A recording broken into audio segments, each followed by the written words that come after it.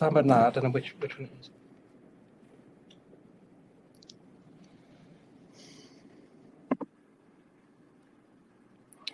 Fuck.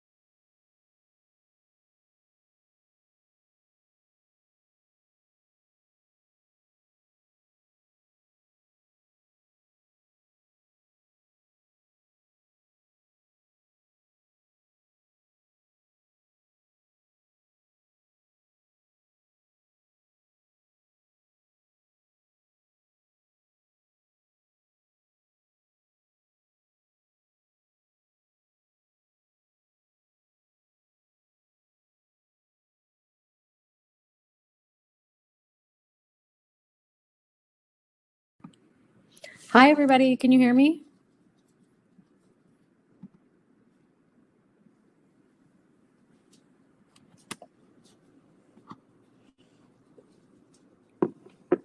Oh, can you guys hear me?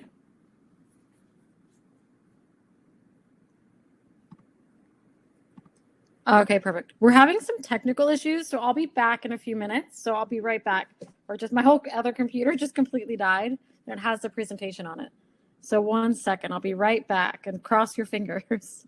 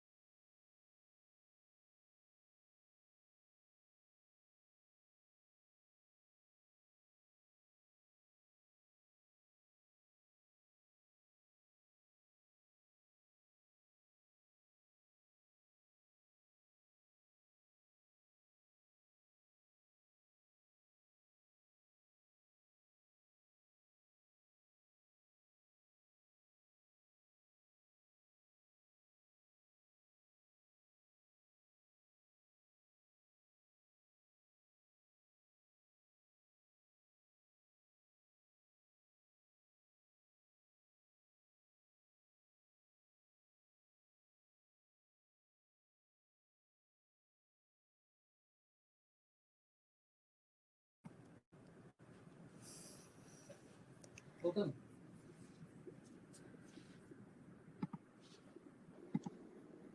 All right, everybody, give me just another minute or two. I'll be right back. Just don't close it. Just. Thank you.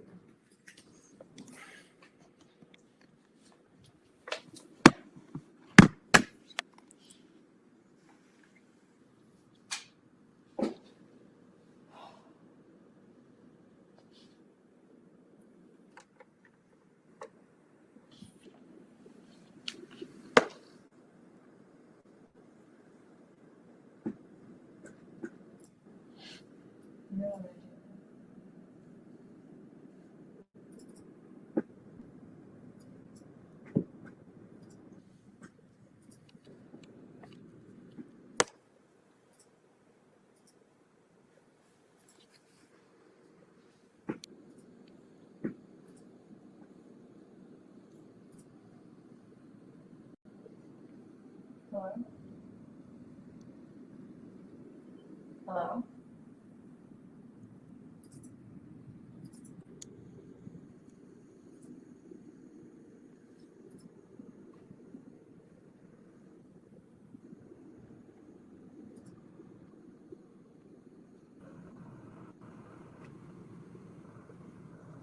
Okay, hang it up.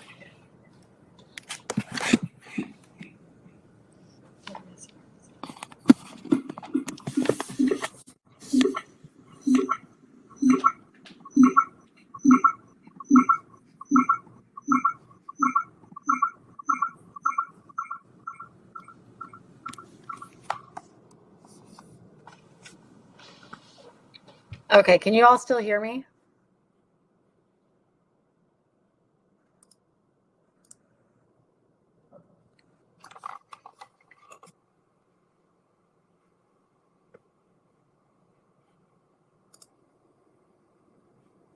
Okay, good.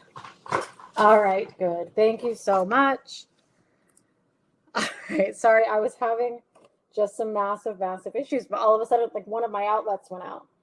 Hi, Laura. Hi, Emmanuel. Okay. Let's see. I did what was the best. We'll just do a little, let people get here. Just, all right, good. I'm going to go ahead and just get started in just 1 second. Where are you guys all zooming in or like joining in from? I'm curious.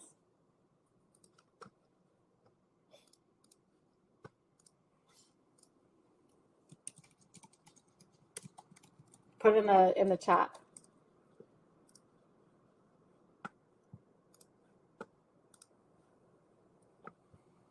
Just while that uploads. Torrance. Oh yeah, DC. So some of you all were here the other night. I recognize the names.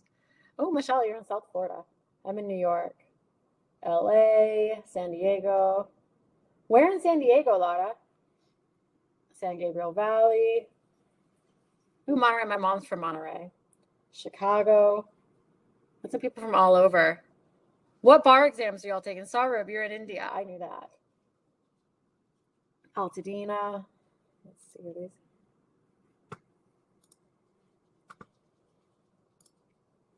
Oh, Coronado. I lived in Coronado for quite a while, Laura. I love it over there.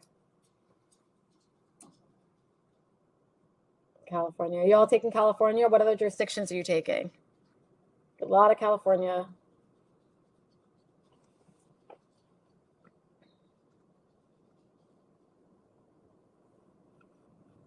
A lot of California. All right.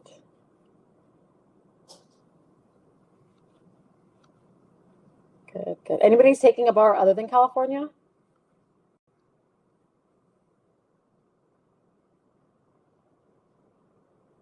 So okay, so pretty much everybody's taking California, which is good. That helps me just to, in explaining things.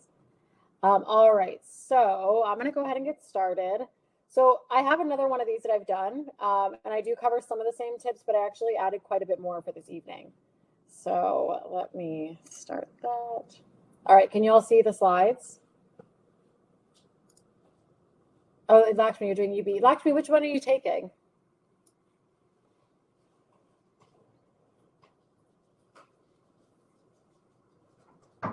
And can you all hear a lot of background noise, or is it okay? Is there a lot of background noise? Oh, yeah, DC, that's right. Yes. Okay, hang on 1 second. It means my AirPods didn't connect.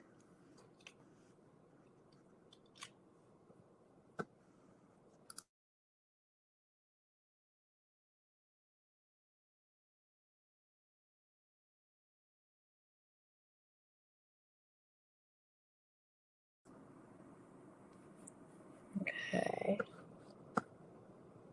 Give me just 1 second.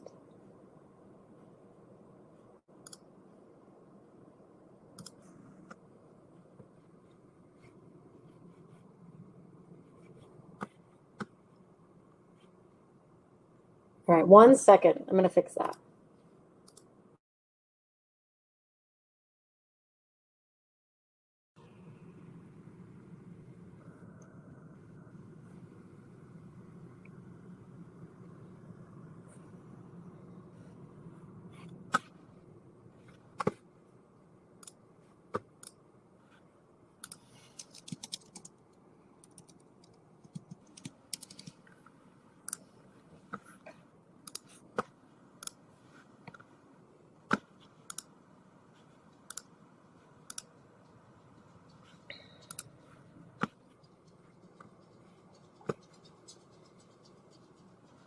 All right, is that better?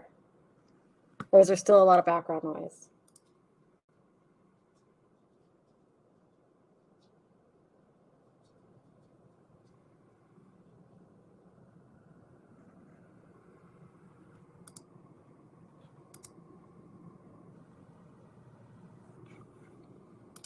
Is that better? Okay, better. Okay, good. Thank you. Sorry about that.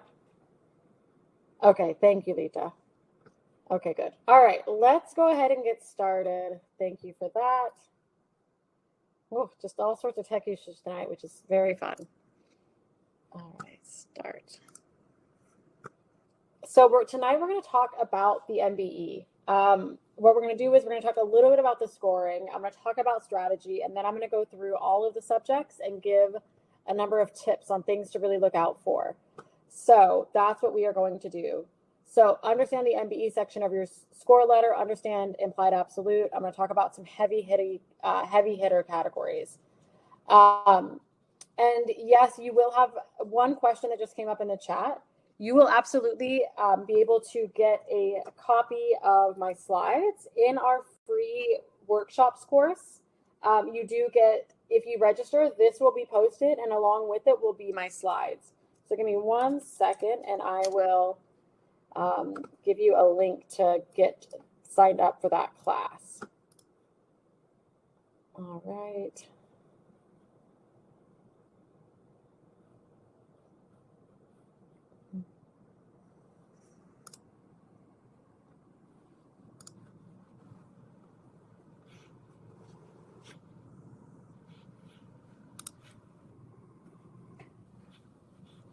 So here is a link. I'll put it in the chat. If you want to, afterwards, if you want to be able to, if you would like to be able to get a copy of this PowerPoint and watch this video again, you'll be able to stop, etc., and watch it. You can absolutely, if you enroll in that free course online, it's totally free. It's just where we put all of the free workshops that we've done. And you can also look at the library of other ones that we've done in the past as well. So that's a great resource right there. All right, so scoring for the July 2022 MBE. So passing in July, so if you see the percentile rankings for your overall MBE score, generally speaking, for some UBE jurisdictions, you need to be around the 42nd percentile, which all that means it doesn't mean that you're getting 42% correct. It means that you're doing better than about 42% of other bar takers. So in California, you need to be at about the 48th percentile. So on the bottom right of your California score letter, it varies where it's located for the UBE, depending on the jurisdiction, but you need to be somewhere in there. For February, it's higher, but the passing score is 1390, but the percentile rankings just vary for February. A lot of people ask me this question, and I wanted to put the information here. Every MBE is worth approximately 8 to 12 points. I say 8 to 12 because it varies with the scaling each time. However, that's generally what the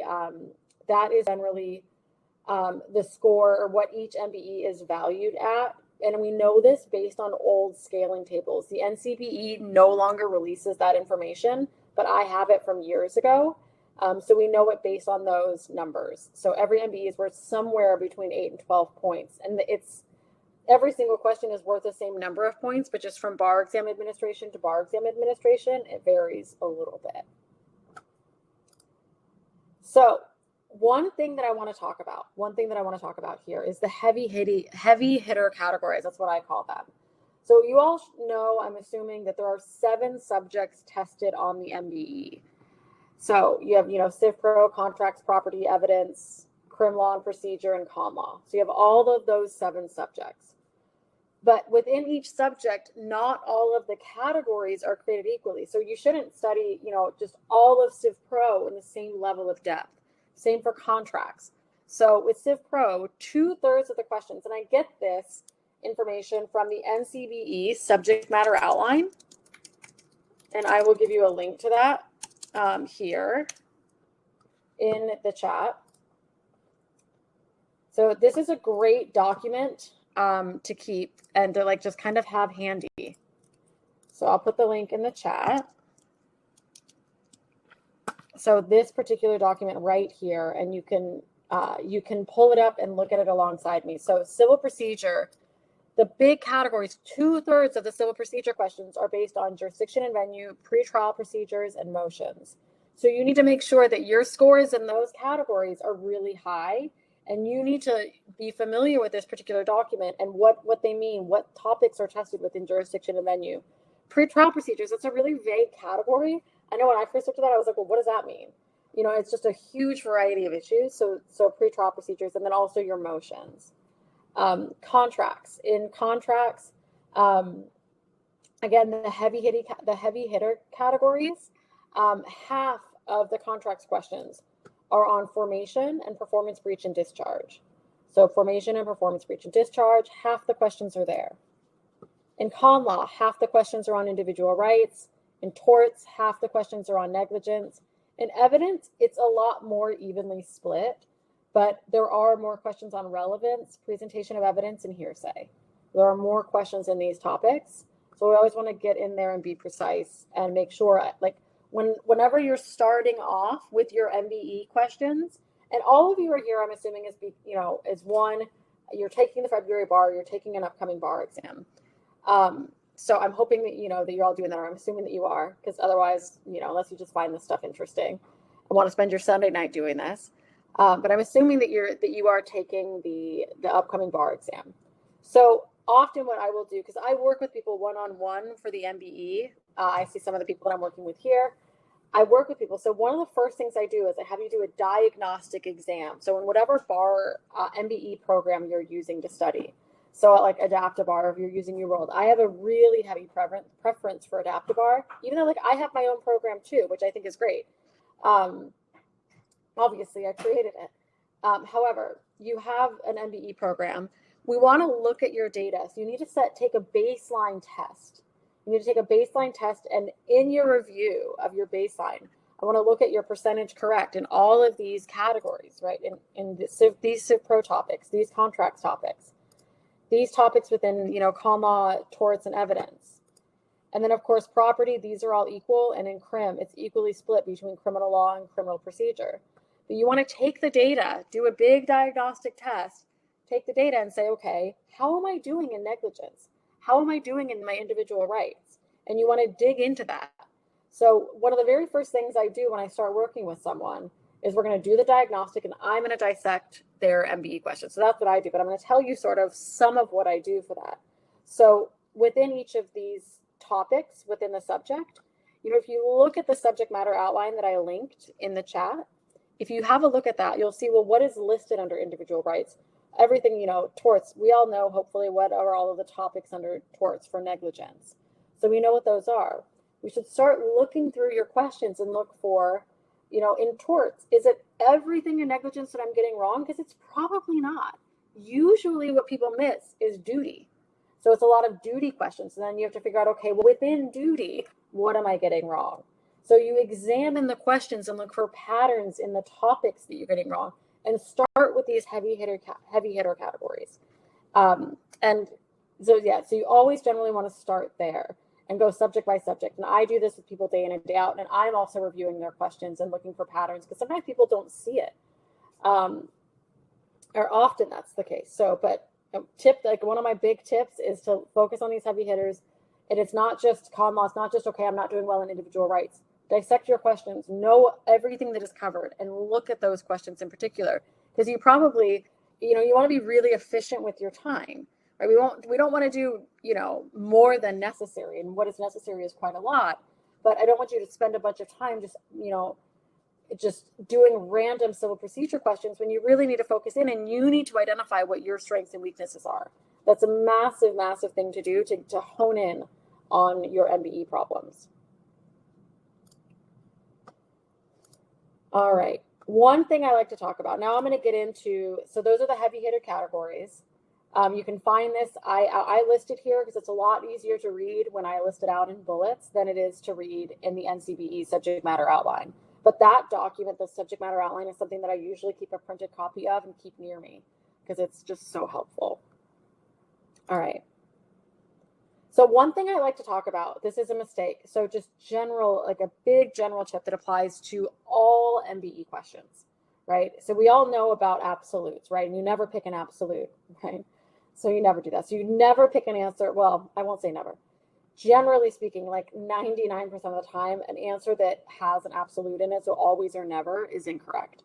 But some answers have an implied absolute, so an implied always or never. So some examples of this. So when it says just like, and it's generally, you're going to see the word is or is not, and it's going to be a little bit more complicated. So for example, this first example, hearsay is not admissible. We know that that's not true. And what this actually means is hearsay is never admissible. And that's not true. So that's a pretty easy one, but it doesn't say always or never. So it just takes a little bit, closer look at it. This one again, a contract for a sale of goods over $500 that is not in writing is not enforceable. That's not true, right? There are exceptions to this rule, right? So what this is really saying is a contract for a sale of goods over $500 that is not in writing is never enforceable, but they don't say always or never. Intentionally causing a harmful or offensive contact to another person is battery. That's not necessarily true. This means what this is actually saying in this sentence is intentionally causing a harmful or offensive contact to another person is always a battery. That's not a true statement of the law. We know that you have a defense of consent. It doesn't always amount to a battery. So this is incorrect. So I love this. Oops, sorry. My little dog. Just grab him. He wants to hang out with us. All right. So, did you all know this about implied absolutes? I'm curious. I'm going to do a little poll here.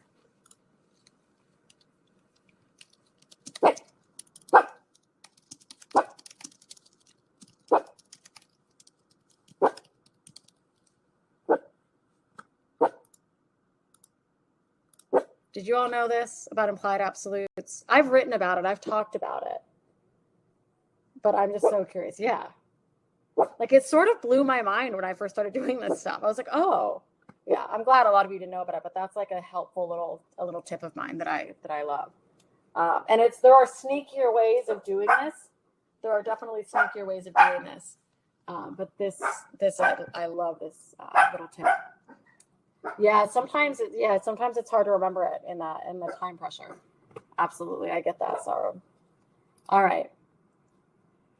So, civil procedure, and this is something I give this to you for those of you that come here because this is a helpful little chart, really helpful, and I think it goes on to the next slide. Oh, yep, I will read the link for the outline.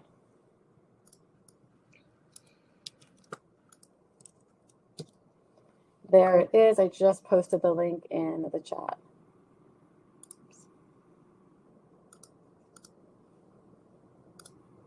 All right. All right, good. So just some tips for CivPro. One thing is if you're doing questions and you're focusing in on the topics, a lot of people get a lot of questions wrong in motions. That is like one of the categories where I see people really missing things. One thing to know about civil procedure is the motions are really frequently tested against one another. So you want to pay attention to the incorrect questions the questions you're getting incorrect. And you want to say, okay, am I always picking an MSJ when it's a JMOL or, that doesn't happen all the time, but JMOL versus RJMOL, am I getting that wrong? So often what happens, I'll have people make a chart like this or a table like this rather. So I'm like, okay, so anytime we see all these motions that you consistently get wrong or you're consistently selecting one over another, or I often see these tested within the same question. You want to set out, so I've made this chart, or I give people this blank and have them fill it in with motions or other things that they're missing. So what is the standard? What is the timing? And then extra little notes on the side, on the right. So we get that extra little column to put your own little notes in. So this can be really helpful. Doing something like this, like creating a table like this for you, especially when you see things tested against each other, so that you can sort of see them together. Because one thing you have to know is in an MBE problem, they're going to give you, they're not just testing you on one rule. They are always testing you on one little narrow issue, but to get it correct, you often have to say, okay, well, what's the difference between these four things? So you need to really be able to go through, look at the problems, look at the questions, look at each incorrect answer or each answer option, and know and be able to explain why 3 of the answer options are incorrect and why the correct answer is correct. And you need to be able to do that every time. And in your review of your MBEs, when you're reviewing your own work, that's what you really need to focus in on. and look and really don't just look at the correct answer and what you selected. Go through all 4 answer options every single time for every single question that you do. Because one of the reasons for that is, and I hear a lot when people are unsuccessful in the bar exam, is, I didn't see this rule test, or I've never seen something like this. All of the various points of law are in the questions that are released. So you will have seen them, but often a point of law is tested, is tested really only as a distractor or as a decoy answer option. You just really have to be aware of that. So every single answer explanation, this is incorrect because it misstates the law, because this is a standard for X, and what's being tested here is Y. So really be able to explain why did, for every incorrect answer choice that you selected, what was wrong with that? Because the answer explanations that are given to you will not explain that always. Will definitely not always explain that. So you want to really pay attention to all of the answer options. Here's some more of that chart that's in here. So like these 5 motions are constantly tested against another. For motion for new trial, motion seeking relief from judgment, a JMOL, RJMOL, and an MSJ. You'll constantly see these tested against one another. And so you have to decide between the 2, especially these ones. Oh, I should say especially motion for a new trial and motion seeking relief from judgment. And you need to know the various standards, and you need to know the various grounds and the timing. Because each one, they might test you on a motion for a new trial and say, well, which is a better way to go? And they might say, is it a motion for a new trial or a motion seeking relief from judgment? But they'll tell you the time. Well, a motion for new trial has to be within 28 days after the entry of judgment. So sometimes you think, well, there is a ground for a motion for new trial, but it's too late. So then the best option is a motion seeking relief from judgment. So you have to really, really pay attention to all the little detail in here. And it tends to be so much easier. When you see them compared against one another. So don't just look at questions. This is another big mistake. You can't just look and review your answers and your questions in isolation. So I see a lot of people, practice. However, every time they review a question, they're looking just at that question. But if you keep making mistakes within the same topic, there's probably something with the interconnectedness of issues. So you really want to pay attention to that as well. All right, here's just some general tips for Civ Pro. And I listed this all out here, and I'll go into some detail.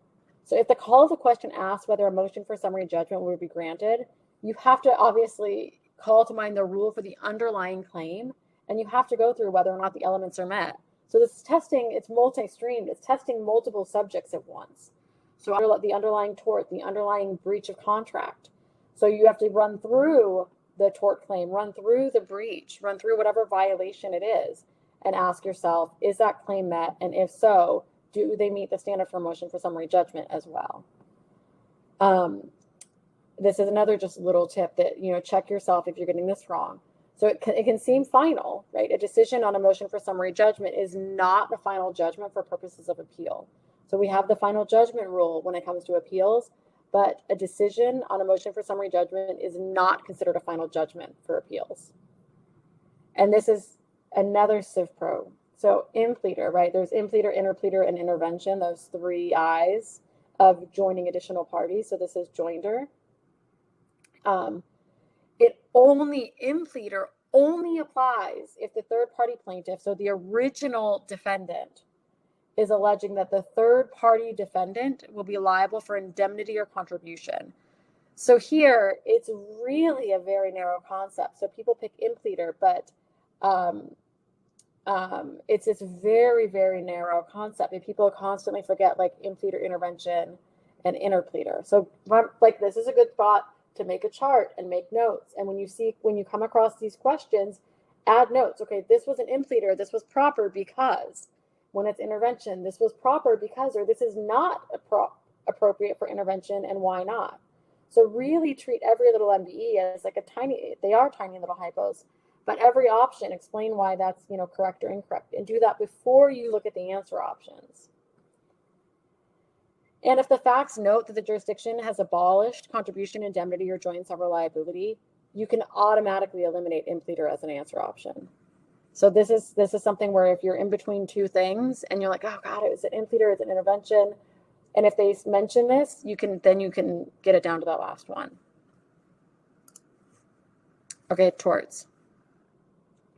Remember, half of the torts questions are negligence, so figure out where in negligence you have issues. Often it's in duty.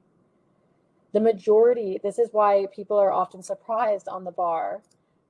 They're often surprised with, why they don't do as well, because a lot of people think torts is an easier subject. I actually didn't think torts was easy in law school at all. I found it really confusing. Now it makes a lot more sense to me, but in law school, I remember being confused a lot of the time. So, but the majority of torts questions don't tell you the cause of action. That's one of the trickiest parts of it. So ask yourself when you're going over your answers and look for patterns in this. Are you selecting negligence when it's an intentional torts question? Are you selecting intentional torts when it's actually negligence? So pay attention to that. So really, really look at, like, are you identifying the correct cause of action? So that gets really tricky with these torts questions. One big thing for negligence is even if a question asks you for, what is the best defense, you've got to go through the elements too. I see so many people select a defense and they say like, oh, well, that's a defense. So they ask me what is the best defense? But a better defense is to eliminate an element, because then you don't even get to the defenses. You don't even get to the defenses if you say, okay, well, there's no duty that's owed. If there's no duty owed, you don't even have to go to breach. If there's no breach, then you don't have to go to causation and damages. So and the reason that eliminating an element is better is because the case gets thrown out sooner. Also, with res ipsa, if there is any indication that the defendant behaved unreasonably or carelessly, res ipsa cannot be the right answer. So just keep that in mind, like write this down. Write this down.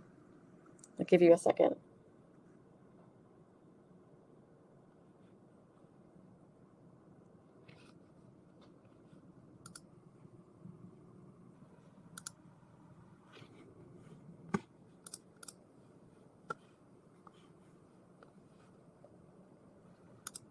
All right, a couple more torts tips. So unless otherwise told, the standard for products liability is strict. Unless told otherwise. In an essay, in a torts essay, if you're in California, you would run through all of the causes. You would run through the 5 theories. If you're in a UBE and they gave you the theory, you would adopt that theory. But you want to think about all of them. But if the standard, you should always on the MBE default to strict products liability. But always be on the lookout for where they tell you that the theory is negligence, that the theory for this is negligent products liability. It's probably for a reason.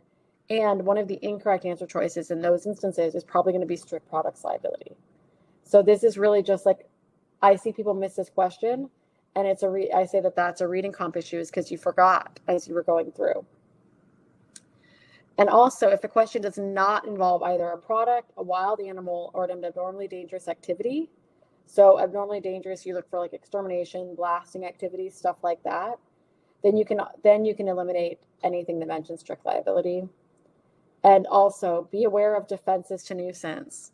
So, coming to the nuisance, complying with regulations, complying with the statute, and the fact that the property at issue is zoned for the activity, those are not absolute defenses. Those are absolutely not absolute defenses. So just really be careful of any, defenses to nuisance. Watch out for that. All right, let's go on to contracts. Some contracts tips. Y'all doing okay? Still hanging in there? All right.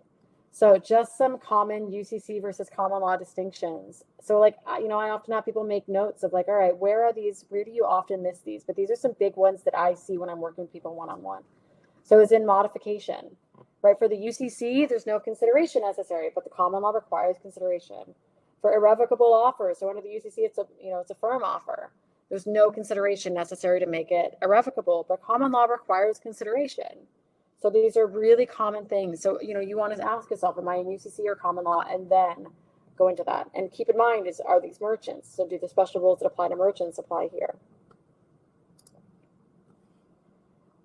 Contracts. So third-party beneficiaries. 3 questions to ask for third-party bennies.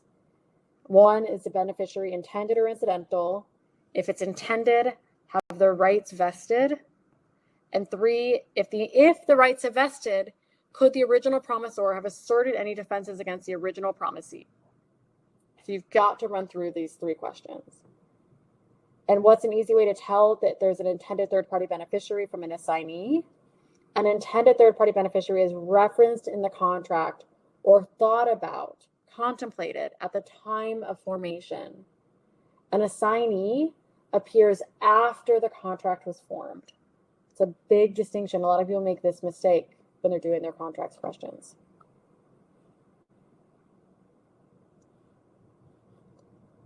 All right, a little bit more contracts. Start every single contracts question by making a note in the margin about whether the UCC or common law governs. One other thing that I'm going to talk about that's not written down. For tons and tons of MBEs, particularly for property and for contracts, you have to diagram and take notes as you go. So like when I'm working with people one-on-one, this is something that I do. And I'll show you how to really properly diagram and how to take notes as you go. But you have to take notes and really condense the fact pattern as you go. Make notes. What is the significance of this fact? You have scratch paper when you're on the test. So you need to make notes about what's happening. Okay, here, contract was formed. Okay, is this a breach? So you're really turning the whole fact pattern into a shorthand, because then you get to the answer options and you don't have time to go back and reread it. You absolutely don't have time to do that. So make a note of that. Start with whether it's UCC common law and keep going, but also take notes as you go. It's incredibly important. I could not successfully do property and contracts, MBEs, and CivPro for a lot without taking notes. So really important.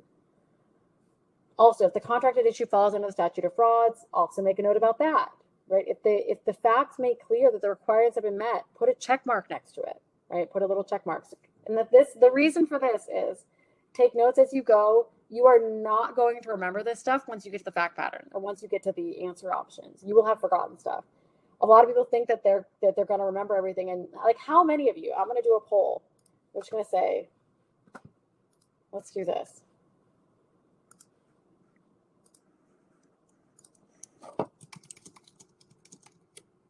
Do you commonly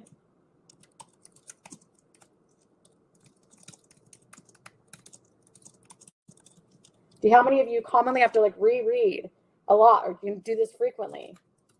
Rereading a fact pattern in MBE. Oops.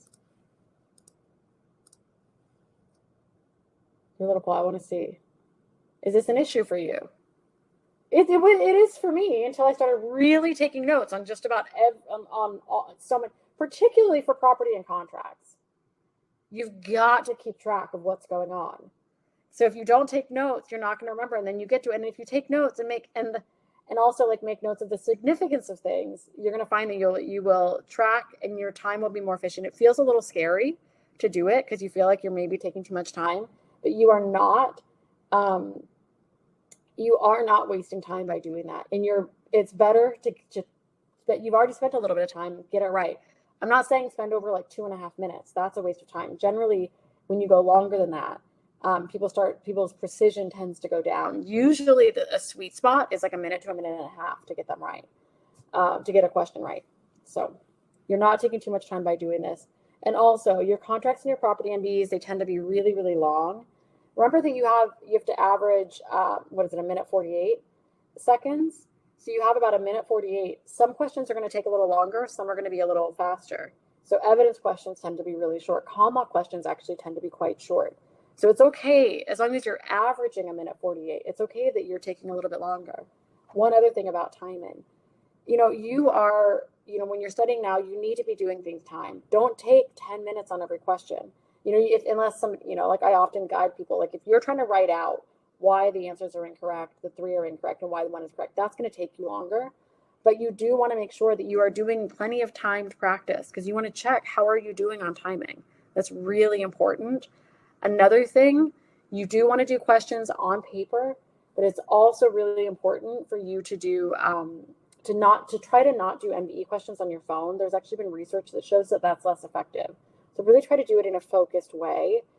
And one thing that I really like to do is to increase precision is if you have an iPad or if you have something, it's a helpful tool, but I like to literally take a piece of paper, because when I was actually in the MBE, I would take a piece of scratch paper and fold it in half, like, to make it like the short one. And I would like cover up lines as I went. You can practice doing that too, because on the screen, we tend to read, like to glaze over things. So I would literally take, you can't do it on here, but take another piece of paper and like, cover up everything other than the line that you're reading, and then move it down and shift it down and shift it down. It helps to prevent you from like glazing over things and not paying attention. And I mentioned this in contracts because I have such a hard time paying attention to those contracts questions. All right, comma, know your standards, all of them, make a table of them. You've got to keep this clear. Make a table for free speech, for all of the various standards. Make a table for your First Amendment rights, all of the individual rights and the standards, etc. So definitely do this. This is a great activity to do. One thing I want to mention with comma, equal protection versus substantive due process. On essays, these overlap, and you're going to address them often in a single essay. Didn't really have to do that so much on the July 22 bar for California. But oftentimes they will be tested both at the same time. But on the MBE questions, they just test you on one. So it's equal protection if it distinguishes between or applies only to certain classes of people or entities. So college graduates, pregnant individuals, right? So it's distinguishing between the people. So it doesn't apply to everybody. But it's substantive due process if it applies to everyone and it concerns a fundamental right. And when you're going through the questions that you miss, look at what you're selecting. Are you often selecting when it's equal protection, when it's substantive due process, or vice versa? People get tripped up on those, and those are often pitted against each other. So watch out for that. All right, now a little criminal law procedure. So murder, right? This is definitely tested in the MBEs. It does not necessarily mean intent to kill. So before eliminating murder as an answer choice, ask yourself whether there's an argument that the defendant acted with extreme recklessness or whether there was a felony murder. So don't equate malice with intent. Don't equate malice with intent. And also, when it comes to, which of these is the most serious crime the defendant could be convicted of, could does not necessarily mean will. So remember to always start with most serious crime and consider whether there's enough facts to suggest that those elements are all present. So even if the case isn't slam dunk, ask yourself that. So these are some kind of nuanced little things to pay attention to. And then criminal procedure questions. They often feature the search of a car, and they can get really tricky because the standards vary depending on some factors, including whether the defendant's been arrested or not. So think of SS when answering a question about an automobile stop.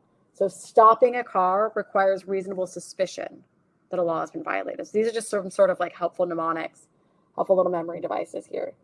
Think of PP when answering a question involving the search of a car where the suspect hasn't been arrested, right? There must be probable cause to pop open the trunk. I also think of the Jay-Z song, the like 99 Problems, in which there's a line about this, like, oh, now I can't think of the line, but it's really good. But listen to that song, you'll know what I mean. It's the glove compartment's locked, so is the trunk in the back, and I know my rights, you're going to need a warrant for that. It's that line, right? And think of AAA or AAA when answering a question involving a search of a car where the suspect has been arrested. So if the suspect has been arrested, the police can search the car absent probable cause or reasonable suspicion if the suspect could gain immediate access to the car. So if you've been arrested, the police can search the car absent probable cause if the suspect could gain immediate access to the car. Evidence. Here's some tips on evidence. Character evidence is usually not admissible to prove conduct in conformity with a particular character trait, right? We know that. But there's exceptions, and these are really big. This is great fodder for evidence MBE questions. So in addition to asking about when the exceptions can apply, the drafters are also likely to ask questions about how the evidence can be introduced. So if you want to answer these questions correctly, and there will be a couple of these, you have to distinguish between allowable and disallowable forms of the evidence. So start by determining whether the evidence is being offered on direct or cross. So is it direct or is it cross? And then talk about the form. So reputation, opinion, specific act. So always are we on, are we on, with evidence, I always say too, to say, is it civil or criminal? Is it, are we on direct or cross? And then what's the form? Also, right, with some of these hearsay exceptions, for excited utterance versus present sense impression, if the declarant made a statement about an event while observing that event, look for an exclamation mark. If you see one, you're probably looking for something that relies on the excited utterance exception. So oftentimes, and the reason I bring this up is oftentimes in essays, these, like we call them salt and pepper issues, they go hand in hand, they go together. But on the MBE, it's really only one. So how do you distinguish it? And on the MBE, they'll give you an exclamation point if it's excited utterance, and it's just a period if it's present sense impression. All right, these are just some little tips on property. Something about this is the recording statutes. People just get these wrong. So race notice statutes are the most likely to be tested, right? But all three types are fair game, and they're probably not going to tell you the type of statute. So pure race statutes rarely do actually appear on the MBE, but the absence of the word notice tells you that it's a race statute, pure race. If they say without notice, but it doesn't mention the recording, then it's just a notice statute. And if it says without notice and references recording, then it's a race notice statute. So that's how you've got to look at the specific language and and know what it is. Know that, okay, does it say notice? Does it say without notice? And if it says without notice, plus it mentions recording, then, recording first, and it has the timing, then that's a race notice. That's a race notice. And they are mostly race notice statutes. All right, and I think this is our last subject. I'm not going to teach you rule against perpetuities right now because you all, I think, should be relieved about that. But remember I talked about there's on the MBE subject matter outline, going back to that. If you look at all the categories and subcategories, right, there's 5 categories that are within property. And one of the 5 categories is ownership in real property. And there's tons and tons of stuff within that category. And both future interest and RAP are tested. And you're going to get 5 questions on the bar that are under the category of ownership in real property, only 5. You might get some, in the experimental, whatever, but only 5 are in ownership in real property. And both future interest and RAP are there. Generally speaking, you might get one question that implicates RAP, where you actually, the interest will be void due to RAP. But RAP, rule against perpetuities, is an incorrect answer choice all the time. So they do that all the time, literally. So what you have to know is generally if you see an answer choice that implicates the rule against perpetuities, and you've got to be able to recognize that, then you can strike that out as incorrect. And if you do that incorrectly, like when you're practicing, you're going to do it incorrectly a few times. You'll pick the question. There's like 3 or 4 released questions now that actually do implicate RAP, but there's, that's out of 1,600 real questions, and you only get 175 to count. So generally speaking, when you see rule against perpetuities implicated, just strike it as incorrect and go from there. All right. I just wanted to mention a couple of other things. One, for those of you, I know that we have, we're talking about the MBE tonight, but I do have other classes that are on the essays for both the MEE, so for the UBE and for the performance tests. They start in a few weeks. So those come up. There's the start dates for those. I will put the link to those in the chat just so you all have that. And also if you're having a hard time with your MBE, if the MBE is something you've struggled with, the biggest thing for a lot of people is really to do one-on-one tutoring. And I do have that. Actually, I'll just do this. You can see all of the course options here. I'll put it in the chat. All of the course options are right there on the shop. You can see mastering the MEE, mastering the performance test, for mastering the MPT, and then mastering the California essays and mastering the California performance test. All of those are on the website. Each course is $4.99. So you can check those out. You can also, on our YouTube channel, you can watch samples of how I teach for the PT, for the essays, etc. So if you want to watch any of those, here is the link. This one will go up as well. This particular workshop that we did tonight will be posted on YouTube within the next few days. If you missed the one that I did a couple days ago, going over the California bar from July 2022, then that will also be posted on YouTube in the next few days. And then also we have, and then if the MBE is something that you have been struggling with, the thing that I do for that, and I know some of you are here, but I do work a one-on-one with individuals.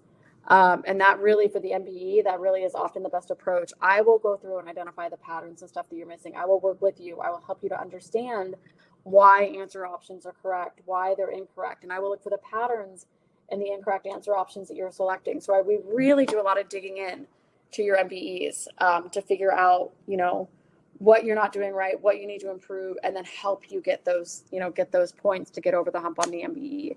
So my tutoring does book up, but I do have some spots left still. So I think I'm like 60%, 70% at this point booked up for the February bar.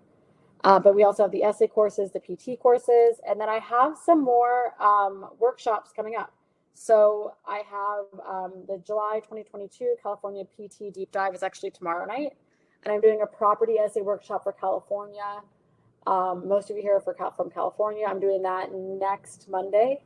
So those dates. But if you want to register for any of our workshops, I have one. I'm also doing an MPT workshop on the 29th. So if you're doing the UBE, you can sign up for that as well. So I put the link there in the chat. Does anybody have any questions? You can put them in the chat or put them in the Q&A.